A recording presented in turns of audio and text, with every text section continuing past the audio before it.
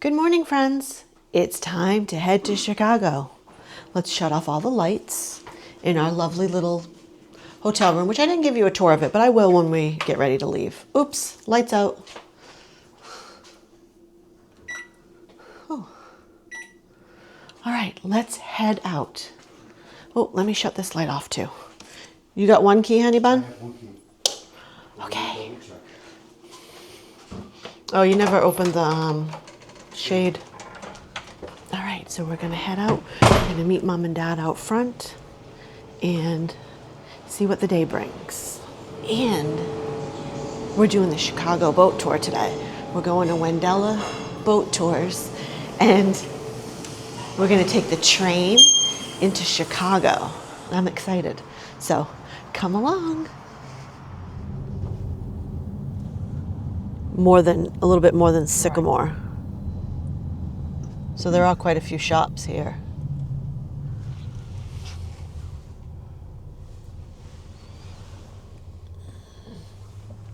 There's an antique shop found.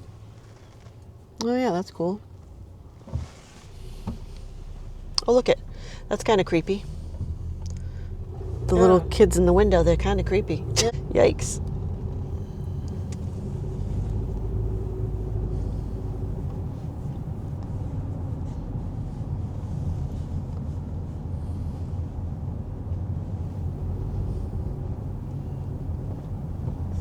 The balloon store.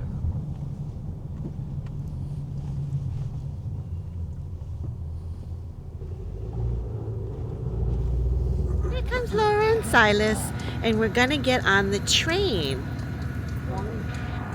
And the train is right behind me. We have a train. We're gonna take the train into Chicago, so come along. We are here on the train. We're here on the train.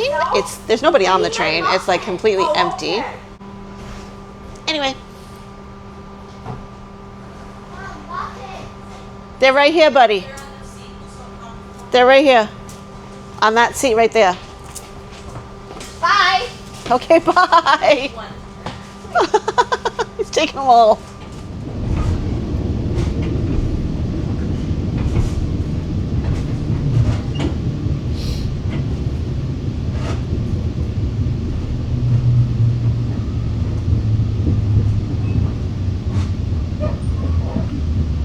It'll get more and more busy the closer we get. Yeah. Watch your step while exiting Geneva.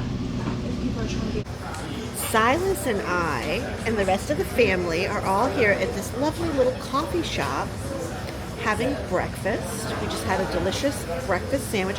What did you have for a breakfast?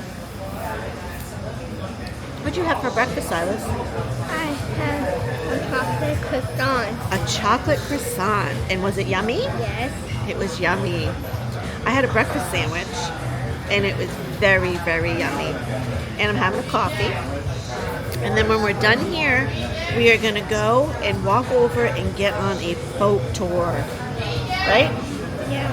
Silas has been on the boat tour before, but this is going to be my first time.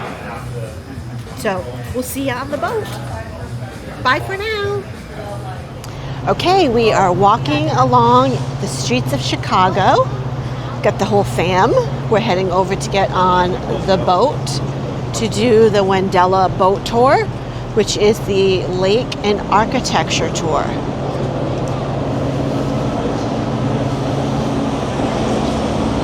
And we've got Laura and Andrew and Silas. And then we've got Edward. And then over yonder we've got, well, we got Mom and Dad over there. But anyway, so yeah, there we go.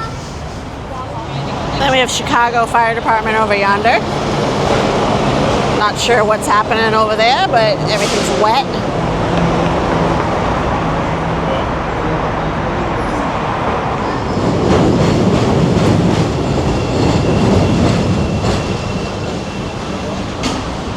Oh, wow. Maybe we should get some ponchos from Walgreens.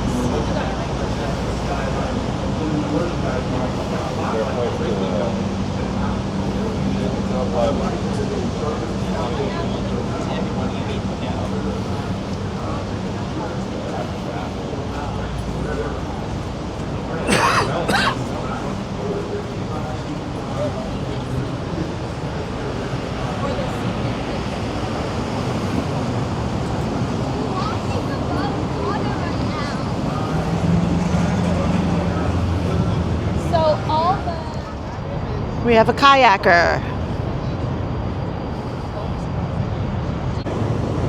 Daddy, I found a new exercise. What? Boats. Oh, the ones that you paddle? Yeah. You gotta Like pedal on the wherever river you go. versus the ones on the street. Oh, she took out 30 outside.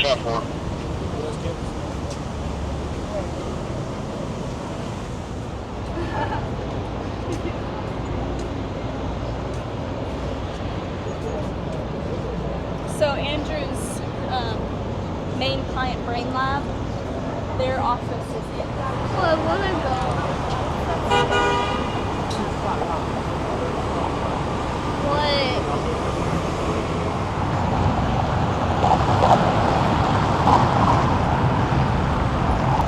What? We got the Chicago Tribune.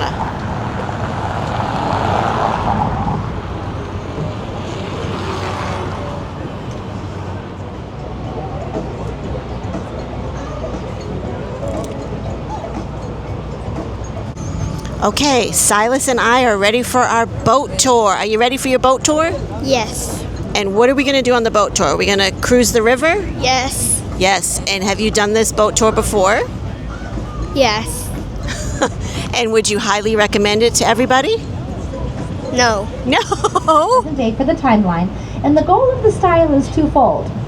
You want to showcase the past in some way, but you also want your building to look brand new. And stainless steel, this is Trump International Hotel and Tower. It opened in 2009. The building is 1,389 feet tall. To us on the right, you'll see a black rectangular building. This is the former IBM Tower, done in 1971. The building by Mies van der Rohe is a great example of the modern style. Very simple, very straightforward. If anyone on board has heard the phrase less is more, that's the design ideal of the modern style. And at this time, I'd like to suggest cameras out and cameras ready, because as we clear the bridge, we're going to be up close and personal with two of the most recognizable buildings in all of Chicago, the big corncob towers that make up Medina City.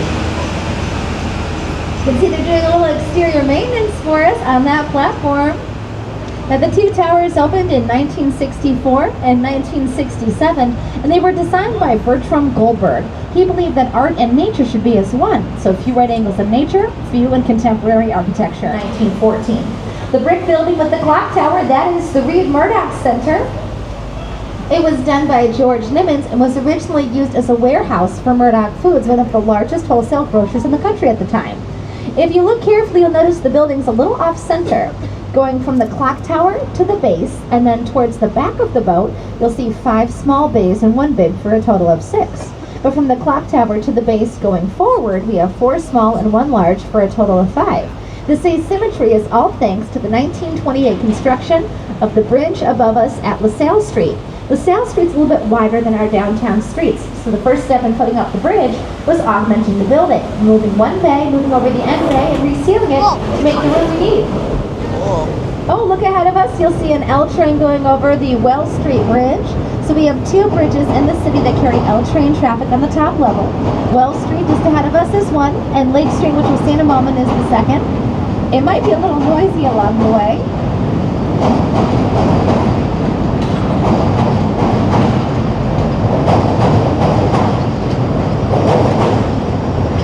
All right, as the train keeps moving on, they're doing some maintenance at our next spot too.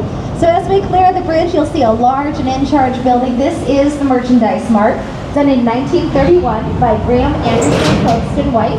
And when it comes to exterior maintenance and window washing, this is how it usually happens. Professionals arrive on site with everything they need. They head up to the roof, they strap themselves onto a platform, and they lower themselves down, going 1 floor all the way down to wherever it is they need. If you're feeling up for it, I'd like to use this time for our first stretch on the tour. So from here, I encourage you to look behind us on the right. Check out the Merchandise Mart from this angle for a better understanding of its immense size. This building sits on 2 city blocks worth of area. It features over 5 miles of interior corridor. That building has its own L stop in our transit system. It had its own zip code until July 1st of 2008. It was 60654. Oh! That building contains 4.25 million square feet of interior space. and that is 227,000 square meters. Join me on the left. You'll see a little bit of the pink line as it finishes crossing over the Lake Street Bridge and heads in towards downtown. But it also brings us up for our next item. So forward and on the left, you'll see this dramatic red spiral. It's a little bit above eye level. That red spiral is a sculpture by Santiago Calatrava titled Constellation. It was installed in 2020. The building just behind it with this parabolic arch is River Point Tower. It was done in 2016. 730 feet of office space by Pickard Chilton. And let's stay on the left. Looking ahead of us, you'll see blue glass. We've got this ever so slight curve. You can see it especially along the roof line. And these are the residences at River Bend. The building was done by DeStefano and Partners in 2002, and it consists of townhomes at the lowest level where you see the large dark windows. We have parking in the center, small gray windows, and individual units, just condos, from the blue windows to the top. Staying on the left, you'll see some red brick. And this is the former cold storage warehouse. It first opened in 1908, but the original design by Frank Abbott had the entire thing as brick, just top to bottom, all solid brick. That's because the building's first use was cold storage thanks to ice. So big blocks of ice would be trucked in, craned up, placed on top of the building. As the ice would melt, everything inside would stay nice and cold, and then the runoff from that ice would just drain into the river for some easy cleanup. Well, by the late 1970s, cold storage, especially thanks to ice at this scale, was very inefficient, and the city decided to have the building converted. But the first step in the conversion was just giving it a year to thaw out. Step number 2 was removing the original insulation. They took out 11 truckloads of cork and horsehair from this building. Then they had to bring on the new utilities that the future residents would need, and finally the building's interior was reconfigured, the balconies and the windows were installed. Stay on the left, you'll see this very interesting roof line. These are the Chicago River cottages. There are 4 private residences in the one structure. They sit next to one another like townhomes. The whole thing was done in 1988 and was designed by Harry Weiss. Harry Weiss was known for the use of triangle lines throughout his career. This building is no exception. If you're ready for our next stretch, join me by looking behind us on the left. Check out the building from the north end. Here we go. And notice the silhouette, the overall shape. It's a giant right-angle triangle. The base of the triangle is street level. The height is opposite the river. The angle of the roof line is the hypotenuse. And if you're wondering why a grown woman gets so worked up over a right-angle triangle, it's just because when it comes to residential spaces, we always think rectangles. So your standard single family. While we wait to get back into buildings, let's take care of a few bridges. So up and on the left, you'll see the Union Pacific Terminal Bridge. It was done in 1879, and this is a Strauss-style bridge. The term Strauss was done in connection to Joseph Strauss. He is the man who patented the bridge design. He was also the lead engineer on the Golden Gate Bridge in San Francisco later on in his career. Most of our bridges, bascule, trunnion, and otherwise, are made out of Pittsburgh steel, partially assembled in Steel City, brought to Chicago via the waterways, and of course, final installation takes place on site. We've got another train for us, so if anyone missed the first one, this will go over top of us. And that is the pink line coming from the west side going in towards downtown. Oh, and another train with the green line coming outbound. It'll be a little noisy.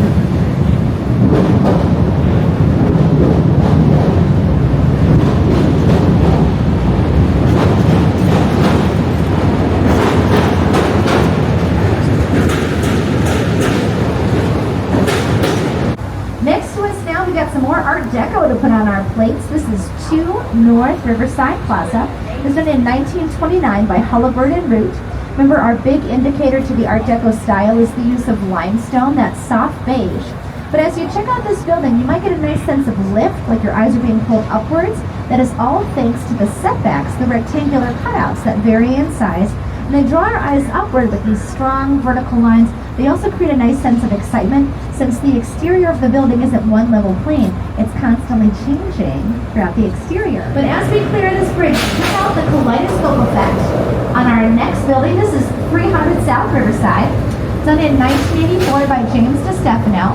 If you're enjoying that kaleidoscope reflection, which keeps it ever in the present, I need to take a minute to tell you about the original, so join me on the left when you're ready.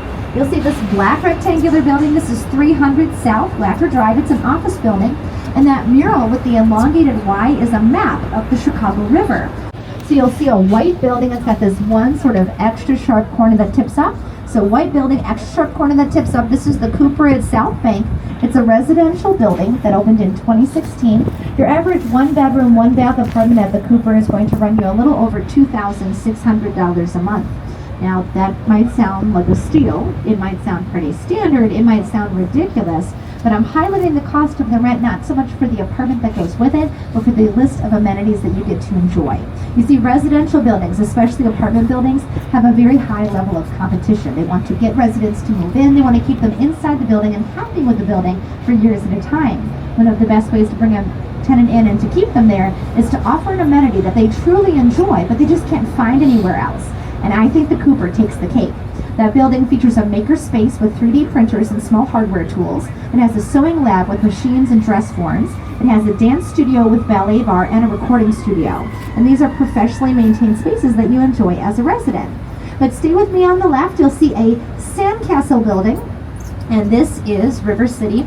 Now if anyone's thinking, River City, done in 1986, does look an awful lot like Marina City, the big corn cobs we saw earlier. Well, it's all for good reason. These two buildings were done not only by the same architect, Bertram Goldberg, but in the same medium, reinforced concrete, upwards to give the necessary clearance to a taller vessel that needs it. The bridge is still used, again, done in 1919, but I know it looks like it needs a little love. Don't worry, we still test it annually along with all of our other bridges. Building on our right, done in 1929 by Graham Anderson, Probst and White. Oh, look behind us, they got the window washers going at 10 South Riverside. You can see them second floor from the top. Sorry to get excited about window washers. I'll bring them back to the Civic Opera building for us. Done by Graham Anderson, Probst and White in 1929. We'll take a nice step into the 21st century. This is 110 North Wacker Drive. It stands at 817 feet. It opened in 2020 and was designed by Getch Partners. All right, there goes the train. So next up, we've got this green building. It's got a graceful curve, and this is 333 West Wacker Drive. It opened in 1983, and this building is great, but my favorite thing about it is the two buildings next door. So you'll see blue glass, topped with a white cube and a steel X. This is 191 North Wacker Drive, done in 2002. Ahead of us, you'll see silver windows, spires on top, those decorative antenna. This is 225 West Wacker Drive, done in 1989. The three buildings, which are very close together, were all done by the same firm, Cone Patterson Fox. Now granted, they were done decades apart, but notice they all end at around the same height, featuring exteriors of mirrored color blocked glass in a different color but same size panel. They have green marble and gray granite along each base. They even feature the same style of air vent. You'll see a circular sort of medallion style air vent. It's got that thick spine and the horizontal lines. Now there was one just behind that bus stop on 333, but if you missed it, it's okay, because we've got the same style here at 225 West Wacker Drive, just beneath the American flag.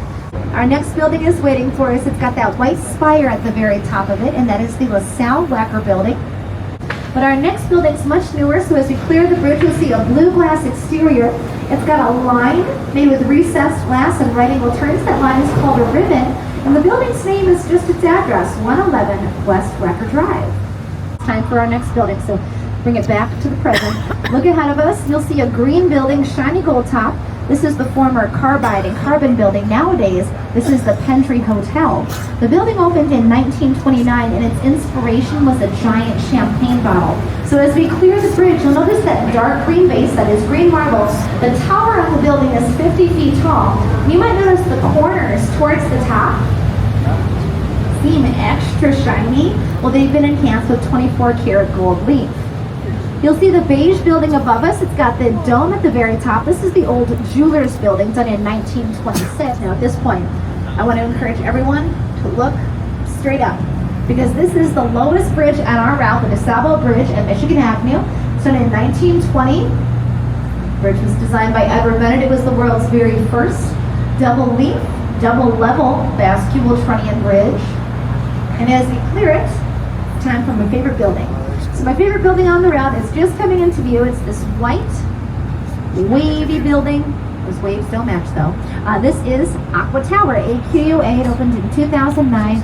It stands at 822 feet. The building was done by Jeannie Gang of Studio Gang Architects. That's a local firm. And those non-matching balconies were set by satellite.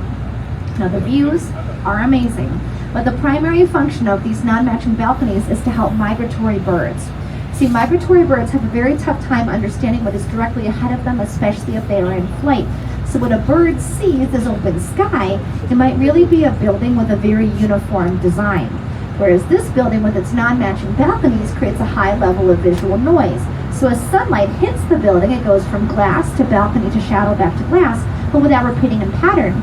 Birds in flight can see that randomness ahead of them and understand it as a solid object in the foreground. It gives them time and distance to fly around objects instead of accidentally into them. Let's get to our third tallest building. You'll see this wiggly wavy guy. And this is St. Regis. St. Regis opened in 2020, and she is 1,198 feet tall, 101 stories, 363 meters for the metric fans. This is a second project by Jeannie Gang. You saw Jeannie Gang's work at Aqua Tower with the wavy balconies. She also gave us this building with the wavy exterior. We're going to go over to the left for some construction. This is going to be 400 North Lakeshore Drive. It's set to open in the next 3 years, and the design by David Childs with Skip Arlings and Merrill will be residential. If you're wondering how do we build so tall, that crane is doing most of the heavy lifting for us, pulling bigger and heavier items from ground level, hoisting them up to the top so the building can expand. Our construction crews, they use that elevator, you see it going upwards on the side, and those wooden planks or those wooden boards, those are just temporary doors. So when a construction worker is set to go out onto the floor they've been assigned to, they just open up that door, step in, and then latch it behind them as they go.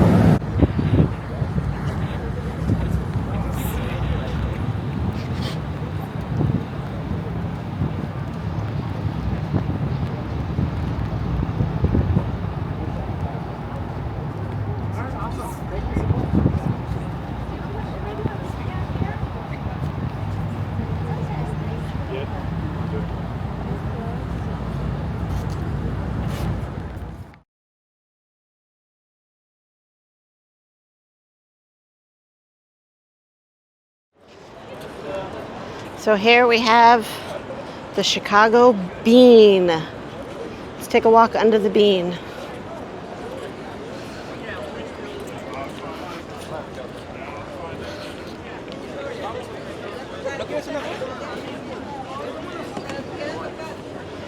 And there I am in the bean.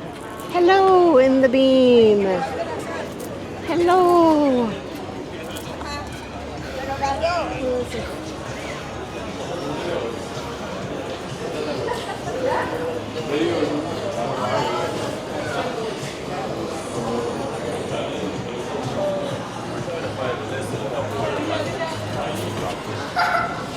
Look at me right in the middle. Look at me in there. I know it. Look at me. I look like a little baby.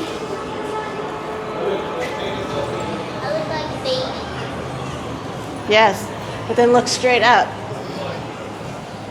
See us right here? Look, Yes. we're right in the middle. See us? I'm waving. Pretty cool, huh? So here we are at the bean. Here we are at the bean. Yay!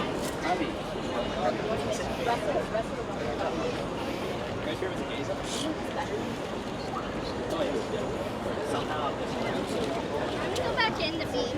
Okay. Pretty tall.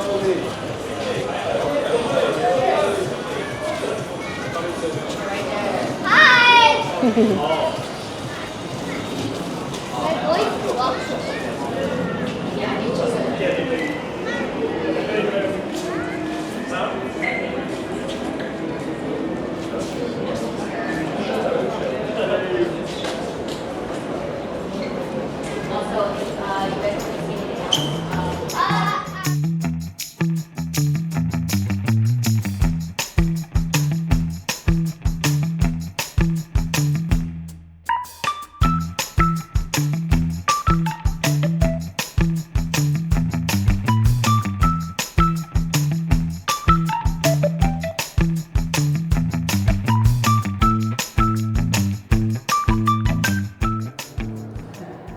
This is a gorgeous Tiffany, Tiffany dome, Tiffany glass dome. Stunning, absolutely stunning. This doesn't do it justice. Let me zoom in a little. Beautiful. And here I am in the big room inside the cultural center here in Chicago. And it's absolutely stunning. Yay, beautiful.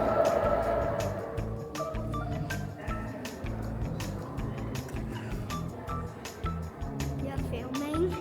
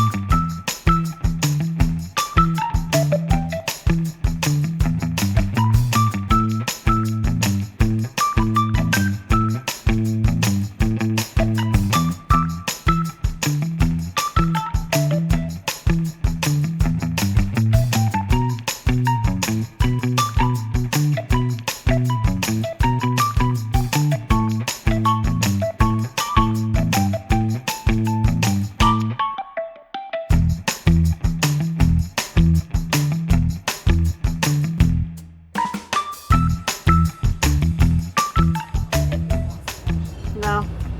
What were you trying to look for? Is this where we get off? No, next stop. This is Transfer to orange, pink, purple, Google blue, bought and this brown building line and they're trains, renovating it. City Hall, and the Thompson Center at Clark and Lake. Used to be called the Thompson. It might still This be called is a the green Thompson. line train to No, we're not Clark No, I want you to and come Lake. down from there, buddy. I don't want you to get off. I don't want you to fall. That's easy to Doors get off. closing. So I could be up there. We don't want you to fall, buddy. Let me look at it. Doors closing. What are you filming? Us. We're on the, what is it called? The L. We're on the L in Doors Chicago. closing. On the It's green the line. green line. The green line. Clinton is next. Wait, is this our stop, Mom? The doors open on the right. Clinton. Clinton. Oh, I just swear I'm Transfer going to metro I train at Clinton. Metro train. We have to get on a metro